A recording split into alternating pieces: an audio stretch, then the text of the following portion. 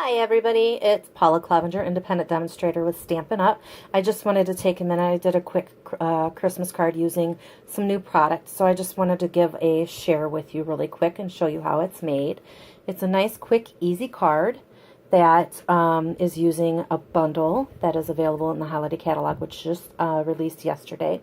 So it is the Cookie Cutter Christmas bundle, and I'll show you that here in just a second. So I just wanted to use just a few things. It's a quick, easy card. It doesn't take a lot to make. So I want to just show you really quick the stamp set, which is the Cookie Cutter Christmas, and this is bundled with our Cookie Cutter Builder Punch. Okay, so you can get both of these in a bundle, and we're going to use both of these today, and we're also going to use our decorative label punch, which is this punch here. So, oh, I just realized I forgot to cut my piece of the red DSP that we're using. And my room is a bit of a mess right now, so please bear with me. I don't know if you've seen this paper. The catalog does not do it justice. This is this Warmth and Cheer DSP, and the colors that are in it are Basic Black, Cherry Cobbler, Crumb Cake, Delightful Dijon, Garden Green, and Whisper White. So there's some great plaids in here and like sweater look knits that are in here. So it's awesome pad of paper. You see a lot of masculine cards done with this. Fall cards you could even do. Not just Christmas. So that's what I liked about this. I love this plaid. This reminds me of you know, blazers and that from when I was a little girl. I'll admit I was raised in the 70s, so it kind of reminds me going back to when I was a child, the plaids with like the knitted wool almost, it looks like. So this is the one we're using today. I'm going to pop that out and cut it really quick for you.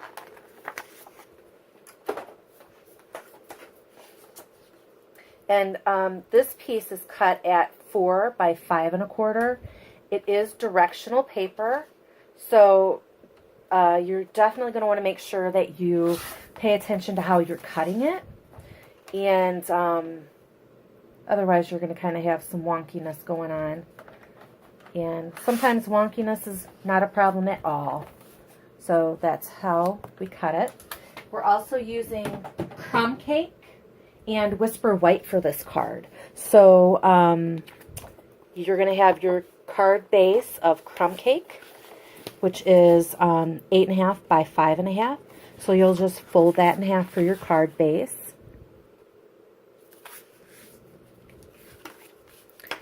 Use your bone folder just to give it a good crease. And then this piece, like I said, is 4 by 5 1/4. So what we're also doing is using some washi tape today. This is actually the washi tape from the Pop of Pink suite that is in the annual catalog. So we're just going to go ahead and the easiest way, if you're ever worried about not lining it up properly, you know, how you want, and keeping it straight, when you have a pattern and you know it's straight and you cut it straight, use something on that pattern to help you guide it.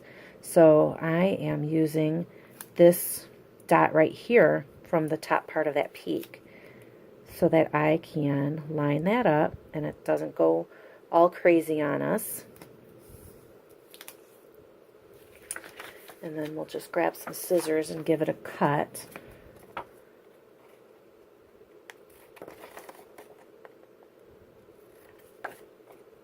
So we've got that.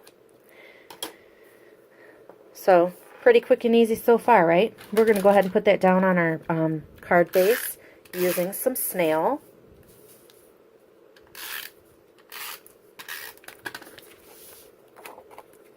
Make sure we're putting it all on there the right way. I don't want to put it on upside down. I have done that in the past. I don't like doing that. So there's our base so far, okay? So now comes the fun with the stamping.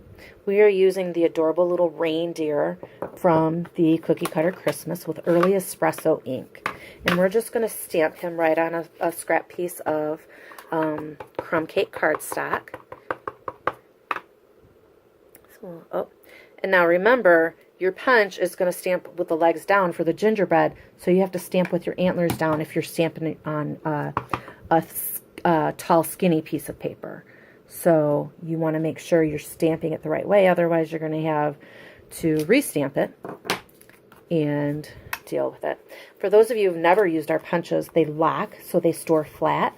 You just slide the lock up and they open up for you. So that's a nice thing. You don't have to worry about where am I going to store all of these. They, they don't collapse and they're not that easy to work with. But I love our punches for that fact, is that they collapse down so they store flatter for you. So you're just kind of lining them up in the little gingerbread guy. And all of these extras are going to fly out, so beware. So those will go in the scrap bin. I usually have, whoops, I dropped the marker we're going to need. I usually have a little bag on my table that has, that I throw scraps in. The paper that our cards, or the little plastic that our cardstock comes in, I tend to just use that as my little garbage bag on my desk. So we're all done with the early espresso. And then we're going to use the Real Red Stampin' Right marker. This is available in the annual catalog as the set with the brights. So you would have to get all of the markers. It is available in the holiday catalog paired with crumb cake in a 2-pack at a much less cost. So if you know you want Real Red and you use crumb cake a lot, definitely worth the, I think they're $7 for the pair. So I think it's great. If you know you only need 1 or 2 colors and they're paired together, go for it. So we're just going to use the Stampin' Right marker and color his little nose in red because we're making him into Rudolph.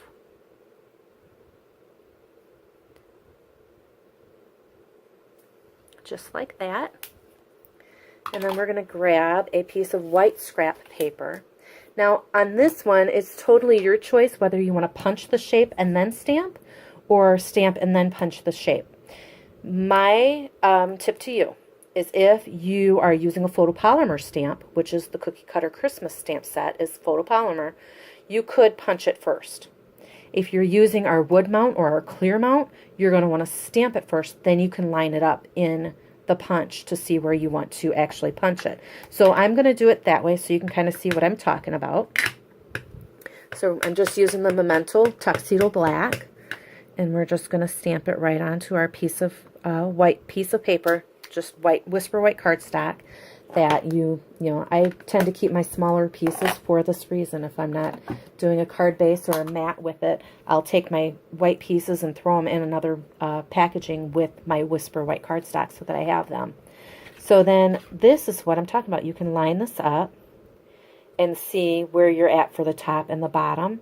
Now on this, you do want your words kind of close to the right side because you are going to put your Rudolph on top, kind of on top of the label. So I'm going to put this as far to the right as I can go without it looking too crazy, and line it up on the top and the bottom, kind of trying to make sure it's a little straight and not going a little crazy, and just punch that right out. So then I'm going to grab our card base and just use some snail on the back of that label that we popped out, and we're going to line them up right here.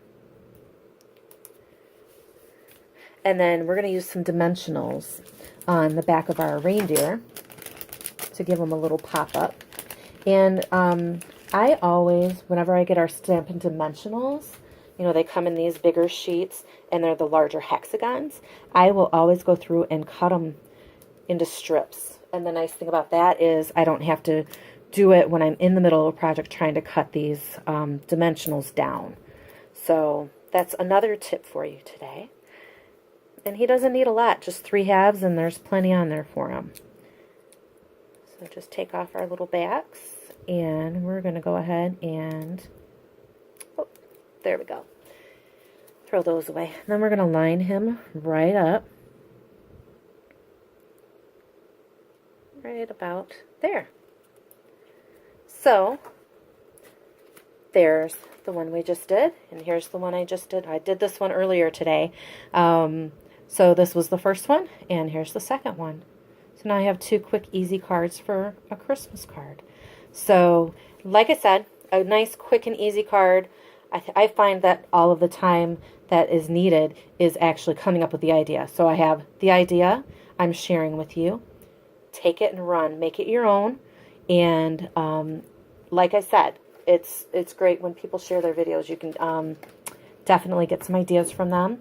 So again, it's the Cookie Cutter Christmas set and the Cookie Cutter Builder Punch.